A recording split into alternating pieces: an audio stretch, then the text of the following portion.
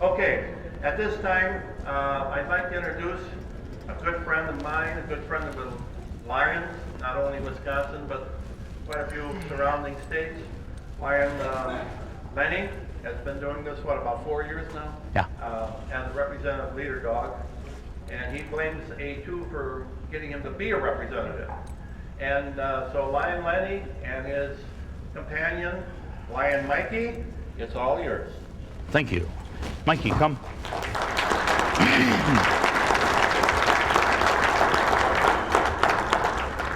Thank you very much. Mikey, sit. Mikey, relax. Go on, lay down. Good morning. Good morning. I want to take you back a few years to 1939. 3 Lions, Detroit, Michigan. They had a friend, and like most lions, they had a problem and a dream. The friend had gone blind and needed a dog. And as most lions, they said, well, what problem is this? We'll just build our own school and give dogs away free. Of course, it was a depression. No one was working.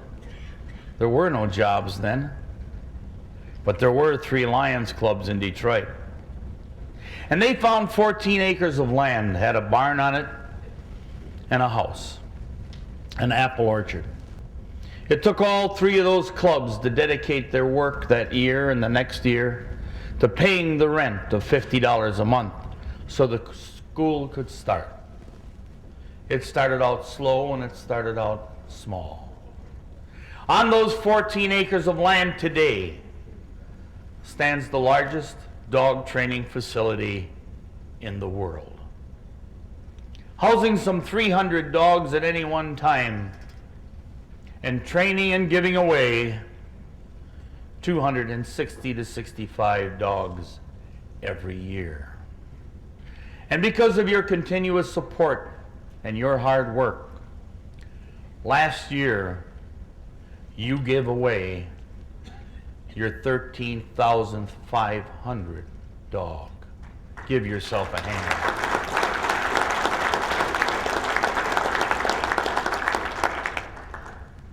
Yes, those 3 Lions had a dream, and that dream lives today because lions dream and lions make dreams come true.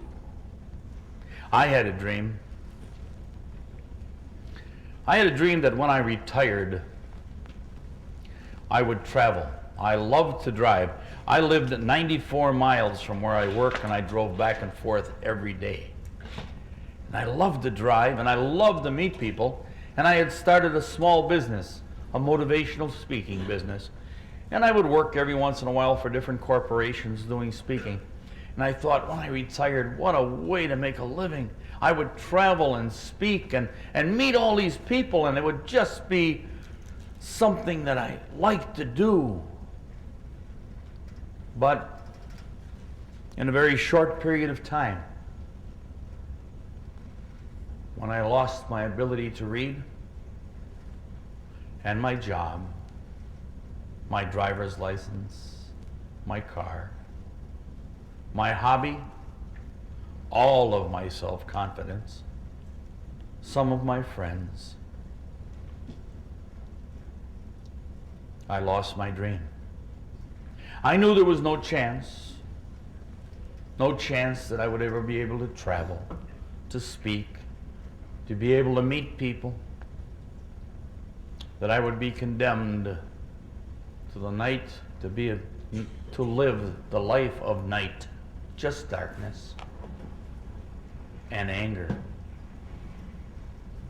So for 2 years, I spent most of my life in a room, listening to the news,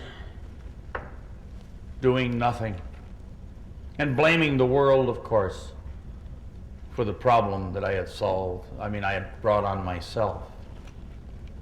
You see, I have diabetes for 46 years.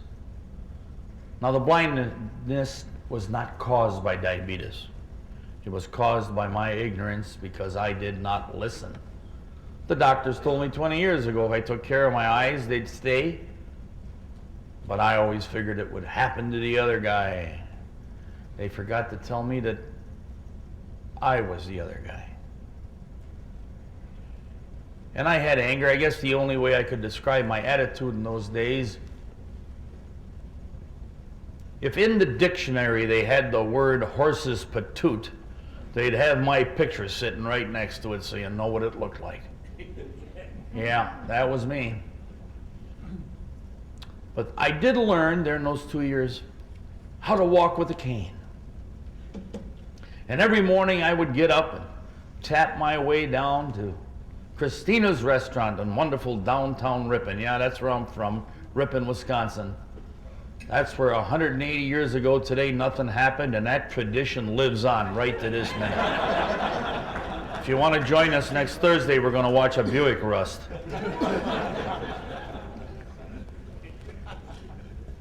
Every day when I got to the restaurant, I would sit in the last booth in the corner alone. For I knew nobody wanted to talk to anyone that was blind and handicapped. And who would want to talk to a horse's patoot anyway? But one day, I was finishing up my coffee. A guy slides in a booth, and I'll give you the whole conversation just as it happened. He says to me, "Hey, how come you ain't got a dog?" And I said, "Well, I have a hard enough time walking with this funny looking stick. The dog pulling me ain't gonna help." "No," he says, "a real dog." Now, I don't know what he thought I was talking about. But he said, "A real dog." He says, "You know, the guys and I want to get you a dog, and we can do it." He says, "In fact, we talked about it last night. We're going to get you a dog." And he left. My first thought was, this man did not bring all his sheet music to the concert. No name, no who he was, nothing. Well, I was angry, as usual. I actually thought the man was sick. And I went home and I was mad. Why was this guy bothering me about a stupid dog? I didn't want a dog and I wasn't going to get a dog. Well, the next day I go down with my cane, tapping my way to Christina's. And when I get to the door, Mary, the waitress, says, "You know that guy you were talking to yesterday?" I said, "You mean the crazy man?" He said, "Yeah, he's back." I said, "Oh, no." Well, I had to go sit with him, and I sat down, and he says, "Hey, look what I got for you." And he gives me a roll of paper. Now, it had to be that high, and 4 foot long. And on there, I know now, it said 1-888-777-5332, which is the number of the leader dog. But I'll share this with you. It's probably hard to understand. If you can't read a billboard, that thing ain't going to help you any. And then he reaches in his pocket, and you know these eyeglass cleaners we have on the table out here that we're handing out to everybody? He hands me a package of eyeglass cleaners. Now, I clean these every August the 23rd.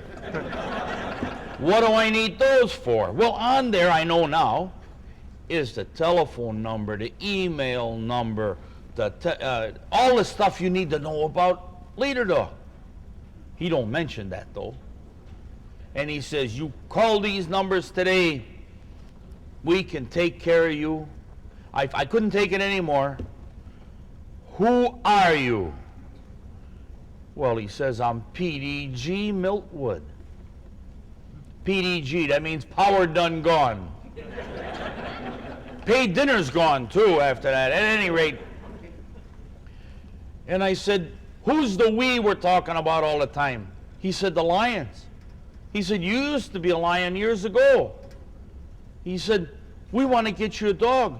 He says, "And I already talked to Victor." I said, "Now let's slow down. Who's this Victor guy?" Oh, he says, "Victor is the leader dog chair in our district. He's already called up. We want you to have a dog." And he left. Of course, I went home. Now I'm madder than I was the day before. And I threw the stuff on the counter. I was not going to call that number about any dog. I didn't want a dog. I wasn't getting a dog. Well, the wife came home at noon. She was still coming home in those days. And she said, "What is that?" I said, that's a number to a school about a dog. What kind of dog? I said, you know them dogs that drag the blind people around the streets and stuff like that? And she calmly said, you know what? That's probably what you need to change your attitude. Of course, that wasn't the right thing to say. She said, why don't you call the number? I said, I'm not calling it. Just call the number. I'm not calling it. So she dialed the phone, stuck it on my ear, and walked out. She got real good at that walking out stuff. At any rate, I live alone, in case anybody's wondering. At any rate, lady answers the phone. Hello, leader dog. And I said, well, a PDG guy said I should call this number, talk to you about a dog. She says, are you blind? I said, yes. She says, hang on. And then I get some music that I don't like, which really gets me mad. And I'm listening to that for a while. A lady come on the phone, asked my name, asked about 5 questions, that's all. And she says, you know what, Mr. Quinn, I think your dog is sitting here waiting for you. Now that made me mad again, because a half hour ago she didn't know I was going to call. Now she's got a dog sitting there waiting for me. Well, I'm going to speed up. 60 days from the time past District Governor Milt Woods said, why ain't you got a dog? It was July the 4th. And I was at Leader Dog. And you know, you don't pick your dog or your dog's breed or your dog's name. Your dogs are matched to you by your personality. And Jim Gardner, head trainer of the school, came in and he said, Quinn, we've got the perfect dog for you. He says, first of all, he's older than the other dogs. I figured, well, I'm older than most of the students here. That fits. He's heavier than the other dogs. I said, careful. And he said, and he's been passed over 4 times. I said, stop, hang on. What is wrong with my dog that he's been passed over 4 times? His exact words. I've been a trainer for 23 years, and Mikey is the most bullheaded animal that ever made it through the school. You've been here 3 days, you got him beat all to hell.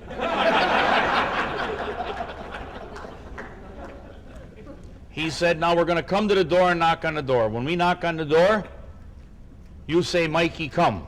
Here's a handful of kibbles. He said, you sit on the end of the bed. You make those kibbles last for 2 hours. You have to bond with this dog. Oh, I was excited. I sat right on the corner of the bed, just shaking like a leaf. My dog was coming. There was a knock on the door and I hollered, Mikey, come. He ran in the room, knocked me off the bed, ate all the kibbles and ran out the door. I peel myself off the floor. I got to find my cane. I tap myself out in the hall. Someone says, what are you looking for? I said, I ain't got the faintest idea, but it's quick. So they sort through the dogs and they brought one back. I think it was Mikey. I don't know. At any rate, Mikey came in the room and they closed the door so he couldn't get out again. And he wouldn't come by me. He sat by the door and he'd look at me and then he'd whine. He'd look at that door and then he'd look over his shoulder. And I know what he was whining about. That's when I called him Mikey the Wonder Dog. He was wondering, I wonder what I did wrong to end up with old Chubby over there going back to Ripon, Wisconsin. But about a week later, we had come to an agreement and things went quite well. I must tell you about some of the people that were in that class. Tim, school teacher from Canada, lives north of the 58th where it's dark all winter and light all summer. His dream that he could return to teaching. It's 5 years now. Tim has never missed a day of teaching. He's living his dream because lions dream and make dreams come true. Mary Beth Nault, born in Peru, living in Pennsylvania. 2 children, and she said, if I could only get a job, maybe with the dog I can find something to do. And I want to send them to community college. I can tell you her son graduated last year and her daughter is now a sophomore. She's living her dream and so are their children. because lions dream and made that dream come true. And my roommate, Terrence Reed, a young man, 6'6", about 280, 18-year-old black gentleman, born blind. The first night he was in the room, he was scared. Hadn't spent much time away from home, and we spent the night talking. And he said, you know, I know how to play the piano, and I know how to play an organ, even a pipe organ, but I can't get hired in Detroit. I can't get around. This is only if I could get around. Terrence now plays for one of the largest Baptist churches in all of Detroit, directs the junior choir and the senior choir, and has a radio program on Saturday nights.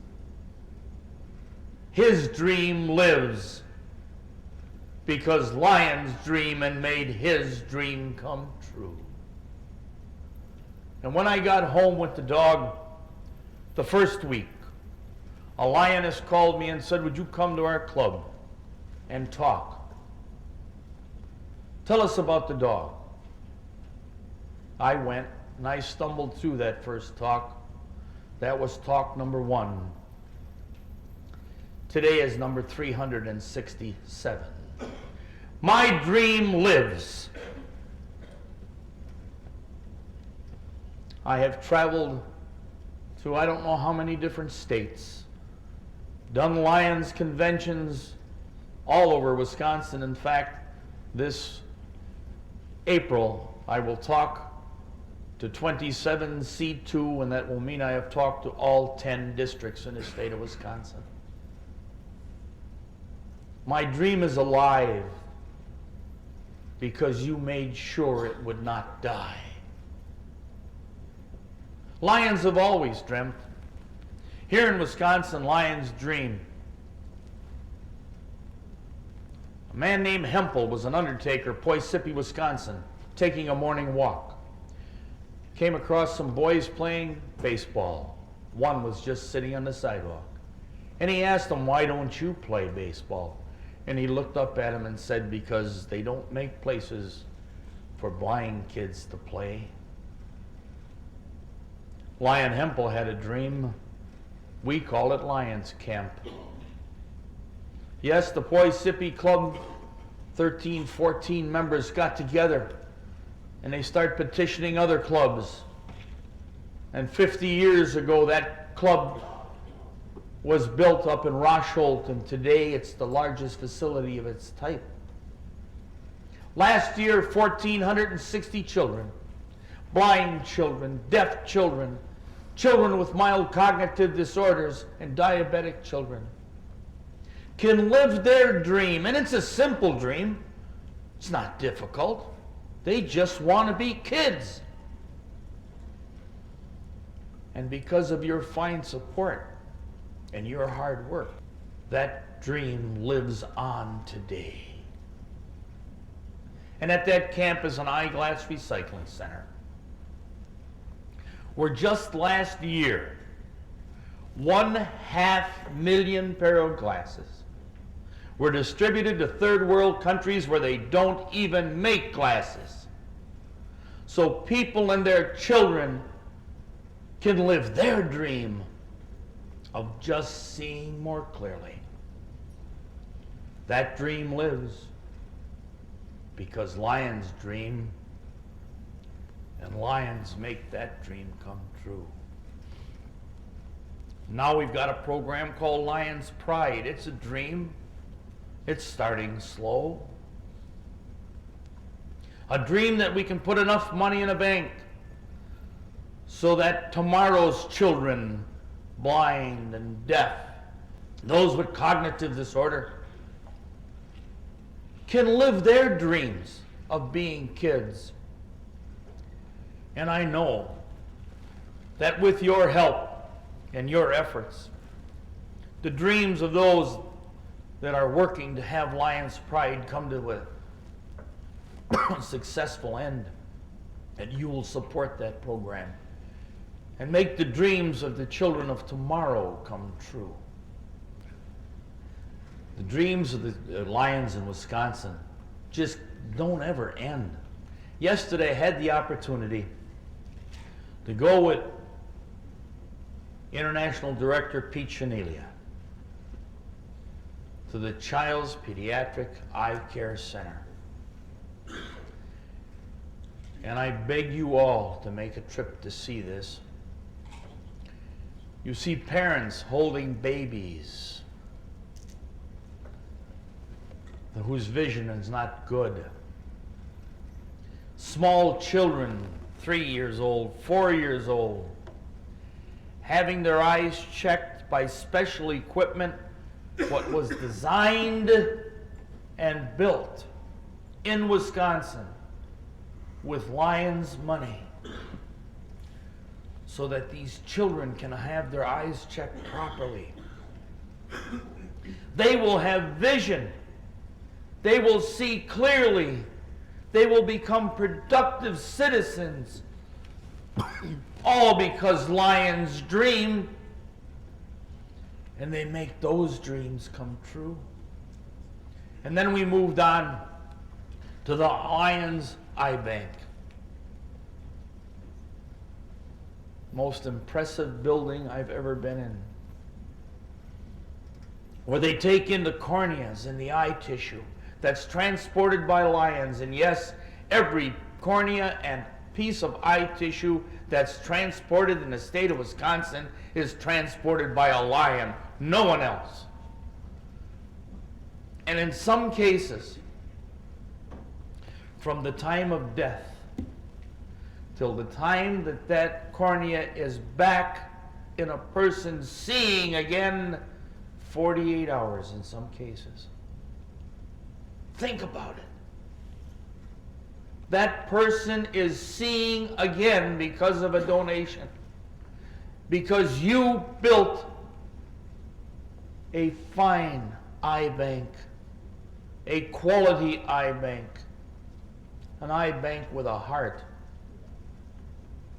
that has now gotten big enough to be able to help other countries when they're in need. And this was a dream of a Lion. And almost the entire staff at that eye bank, by the way, are Lions. All this vision that would not be possible. Last year, 1,200 people received corneas. They are seeing clearly today with eyes that would otherwise be blind, because you made that dream come true. We now have Sight First 2. 15 years ago, there was a dream that we could raise collectively throughout the whole world through Lions International, $150 million. You did that, and you wonder what happened to that money. I can tell you that they have performed over 70,000 cataract operations. That river blindness in South America is almost eradicated. Nile blindness in Africa, there's 180,000 people in Africa alone that will not be blind this year because you send a little pill over every year. All a dream. Those people are living their dream of sight because Lions dream, and Lions make dreams come true. And I want you to think of the people in your hometown, in your community, whose dreams have been crushed because of a house fire or a car accident and they ran out of money for medical bills, or need a scholarship, or a baseball team, the park, the shelter that you've built. Where would it come from? Who would do it if there were no Lions?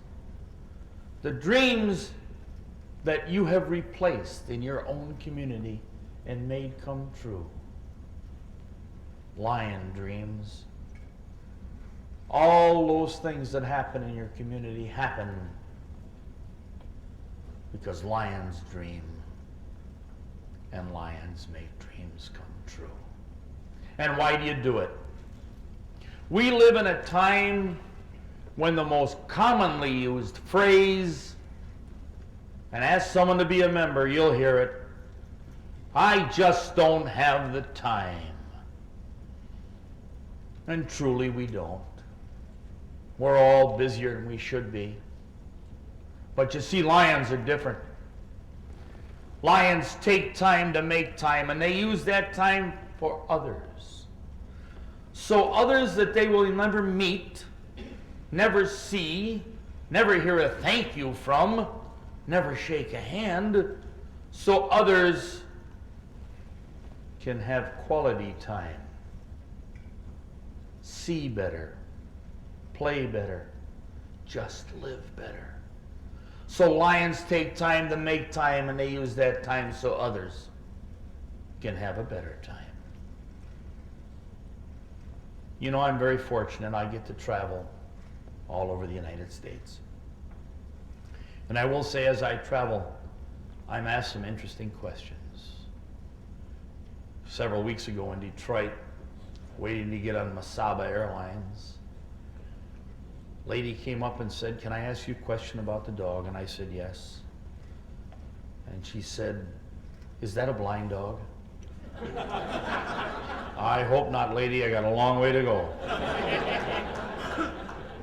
And in this building, at a state convention some 3 years ago, it was Saturday afternoon. It was hot. Woo! And I decided I needed a lemonade by Miller High Life. And we went out the doors over here, and there's a ramp, and Mikey took me up the ramp, and I said, find a cafe. And down at the end on the left-hand side, there was a cafe. We went in there, and I said, find a counter. He found the counter. I said, find a cash register. He found the cash register. Find me an empty table and chair, and he did. Thank you. And I sat down with my drink, and 3 ladies came up, and they said, can we talk to you a little bit? And I said, what would you like to know? And they said, well, we've been watching you and that dog. And not only does that dog do what you tell him, but he does it right away. I said, well, he's a graduate of Leader Dog, and he's been trained very well. They said, that's what we want to know. Any chance that school takes husbands? And I said, well, ma'am, it would take 2 years of training and $37,000. She said, I wouldn't spend 37 cents on that old goat. And I said, besides that, he'd have to be neutered. She said, I got cash. When does he leave? And that did happen in this place. I didn't make that one up. There's some guy someplace in this district that thinks he's got a happy marriage, but I know different. At any rate, you know, we work at carnivals and festivals and truck pulls and demolition derbies and selling roses and poinsettias and raffle tickets and running gambling nights and holding dances, and you wonder why. Your feet hurt clear up to your eyebrows. You can't wait to stop flipping those doggone pancakes. They gotta stop coming sometime. And we all sell them pancakes. You wonder why you do it. And I'll tell you why. It's because you do take time to make time. And there's a certain lion feeling, I think it's different for each one of us, that all of a sudden in our lion career we wake up one day and say, hey, I'm a lion. I'm glad to be a lion. Even though you don't see the people you help. And if you'd just give me another moment. On behalf of the 1,460 children who last year lived their dream of just being kids, I say thank you. On behalf of the 500,000 people who are wearing eyeglasses today, seeing more clearly, living their dream of more clear sight, I say thank you. On behalf of the parents whose children need care from your Eye Care Center for Children, I say thank you. On behalf of the 1,250 people who received corneas just last year from your eye bank, living their dream of regaining vision, I say thank you.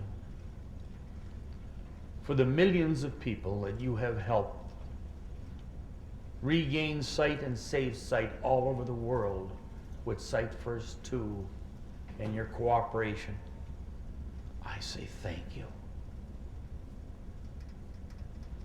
On behalf of all the people in your community whose dreams have been crushed and you've made them come true anyway, I say thank you. On behalf of the 265 people who will leave Leader Dog this year walking proudly and safely, with mobility and self-confidence, and the 13,500 people that left before them, I say thank you. When you go back to your clubs, in your zones and regions, I ask a favor. I ask that you tell them about Mikey.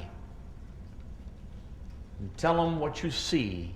Mikey, up today. I want you to tell them what you see here. But I don't want you to tell them the way you see it, because you'd say he's a yellow lab, has a little dot on his nose, smarter than most, little stubby legs for a lab, likes to sleep a lot. That's the way you'd say it, but oh no. Tell it the way we see it. We that live with him, depend on him, have our lives saved because of them. And it's a simple explanation. Nothing more, nothing less than the left hand full of lion love. Fellow Knights of the Blind, on behalf of this old lion, for the gift of my dream, for the gift of a second chance, for the gift of that left hand full of lion love, I say thank you. A wise man once said, the only happiness you get to keep is the happiness you give away. Leader Dog, Mikey and I wish you good luck, God bless, and may you know nothing but happiness. Thank you.